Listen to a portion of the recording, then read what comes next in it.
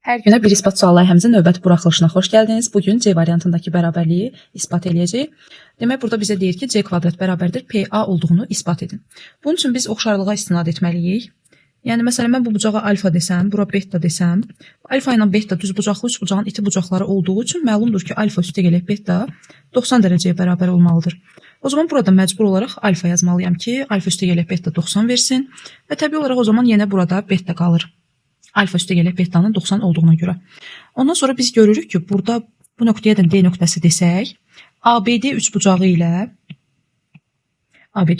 ilə deməli CBA üçbucağı oxşardır. Çünki bucaqların bərabər olduğunu gördük, bucaq əlamətinə əsasən. İndi bu oxşarlıqdan istifadə edərək biz yaza bilərik ki, ABD üçbucağında, baxın, betanın qarşısında dayanıb P. CBA üçbucağında isə betanın qarşısında dayanıb C. P-nin C-yə nisbəti bərabərdir. Sonra ABD üçbucağında düzbucağın qarşısında dayanıb C.